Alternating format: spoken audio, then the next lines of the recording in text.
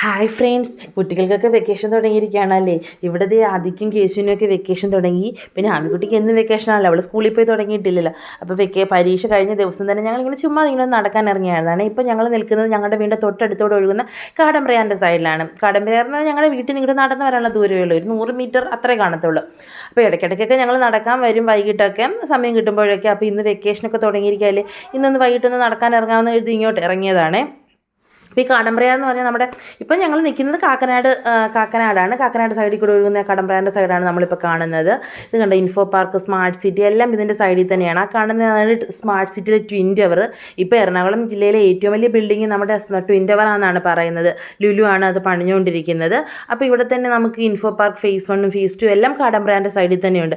അമ്മിക്കുട്ടി അവിടെ നിന്ന് കല്ലെറിഞ്ഞുകൊണ്ടിരിക്കുക. അവിടെ സൈഡിൽ അവർ മണ്ണ് കുറച്ച് ഇറക്കിയിട്ടിട്ടുണ്ടായിരുന്നു ഇവിടെയുള്ള ആൾക്കാർ. അവിടെ അതിൻ്റെ മണ്ണ് പെറുക്കി പാടത്തോട്ട് എറിഞ്ഞുകൊണ്ടിരിക്കുക. ഈ പച്ച പുല്ല് നിറഞ്ഞു നിൽക്കുന്ന വെള്ളമില്ലാത്ത ഭാഗം എന്ന് പറഞ്ഞു കഴിഞ്ഞാൽ കാടമ്പ്രയാറിൻ്റെ ഭാഗമല്ല, അത് സൈഡിലുള്ള പാടമാണെന്നാണ് ഇവർ പറയുന്നത്. പണ്ടൊക്കെ ഇവിടെ കൃഷി ചെയ്യുന്നുണ്ടായിരുന്നു, പക്ഷേ ഇപ്പോൾ അവിടെ കൃഷിയൊന്നുമില്ല. പണ്ടൊക്കെ ആണെങ്കിൽ ഒരു വർഷത്തിൽ ഒരിക്കൽ ഇറക്കുന്ന കൃഷിയൊക്കെ ഉണ്ടായിരുന്നെന്നാണ് പറഞ്ഞിരുന്നത്. കാരണം ഇവിടെ വെള്ളം ഇറങ്ങുമ്പം കൃഷി ചെയ്യാൻ പറ്റത്തില്ല, നല്ലോണം കാടമ്പ്രയാർ നിറഞ്ഞു ഒഴുകുമ്പം.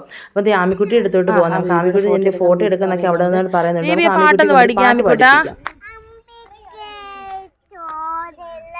ആ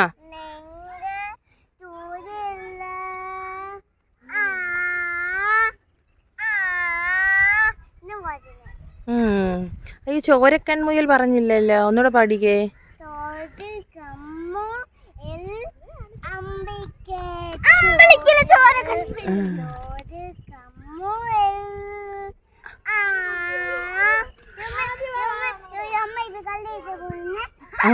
അത് പാട്ട് പാടിയതിൻ്റെ ഇടയ്ക്ക് കല്ലെടുത്തെറിയുവാണ്.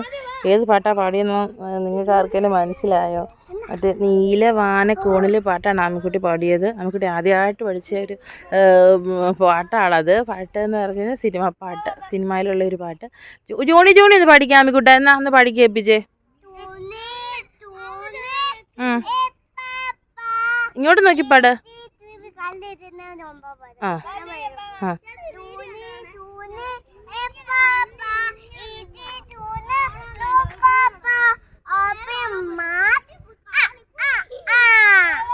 ടെല്ലിംഗ് ലൈസ് എവിടെ പോയി? അതിൻ്റെ ഇടയ്ക്ക് ടെല്ലിംഗ് ലൈസ് ഇടയ്ക്ക് വിട്ടുപോയി. ബാക്കി എല്ലാ ലൈൻസ് ആമിക്കുട്ടി ഇപ്പം പഠിച്ചിട്ടുണ്ട്. ടെല്ലിംഗ് ലൈസും പറയും ചിലപ്പോഴൊക്കെ, പക്ഷേ ഇടയ്ക്കിടയ്ക്ക് മറന്നു പോയത്. ആ മതി, ഇനി കല്ലെറിഞ്ഞ മതി, ഇനി ഒരു വഴക്ക് പറയും. മതി എറിഞ്ഞത്. ബേബി കല്ലെറിഞ്ഞോണ്ടാണ് നിൽക്കുന്നത്. ഇപ്പം ഞാൻ മേടിച്ചുകൊണ്ട് പോകും. ഇവിടെ ഇങ്ങനെ പാട സൈഡിലാണല്ലോ ഇത്.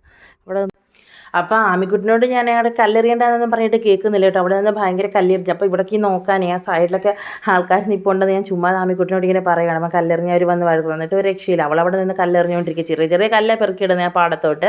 അപ്പോൾ ഈ കാടമ്പ്രയാറെന്ന് പറഞ്ഞു കഴിഞ്ഞാൽ ഭംഗിയുള്ളൊരു ആറ് തന്നെയാണ് കേട്ടോ. ഇത് ചിത്രപ്പുഴയുടെ ഭാഗമായിട്ട് ഇവിടെ വന്നിട്ട് ചിത്രപ്പുഴയോട് ചേരുന്നുണ്ട്.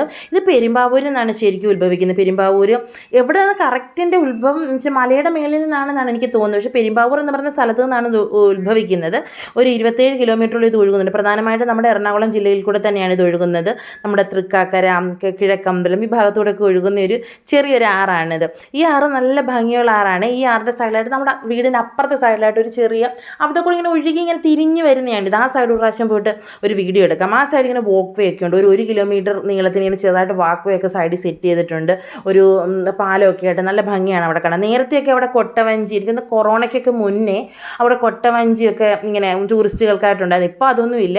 പക്ഷേ ഈ ഇടയ്ക്ക് ഞാനൊരു ന്യൂസ് കണ്ട് അവിടെ ഇനിയിപ്പം കയാക്കിങ്, അതുപോലെ ബോട്ടിങ്, കുട്ടികൾക്കുള്ള പാർക്ക് അതൊക്കെ അതിൻ്റെ സൈഡിൽ സെറ്റ് ചെയ്യാൻ തീരുമാനിച്ചിട്ടുണ്ട്. അത് അന്നേരത്തേക്ക് എന്തോ അവന്മാർ അവിടെ എന്തോ കാക്ക ഏതാണ്ട് ഒരു പക്ഷി സന്ധ്യ സമയം ആയാലും അതിൻ്റെ കൂട്ടിലോട്ട് ഇങ്ങനെ വരിയായിട്ട് പോകുന്ന കണ്ടുകൊണ്ട് ഭയങ്കര സന്തോഷം. ദേ കണ്ടോ കാക്ക പറക്കുന്നു എന്ന് പറഞ്ഞാൽ അവിടെ നിൽക്കുവാണേ. അപ്പോൾ ഈ കാടമ്പ്രയാറിൻ്റെ സൈഡിലാണെങ്കിൽ കുറേ പേരൊക്കെ മീൻ പിടിക്കുന്നതൊക്കെ കാണാം. ഇന്ന് പക്ഷേ ആരെയും കാണുന്നില്ല കേട്ടോ. അപ്പം ഇതൊരു കൊച്ചു വീഡിയോ ആയിരുന്നു ഞങ്ങളുടെ വീടിൻ്റെ അടുത്തുള്ള കാടമ്പ്രയാറിനെ കുറിച്ച്. ബായ്.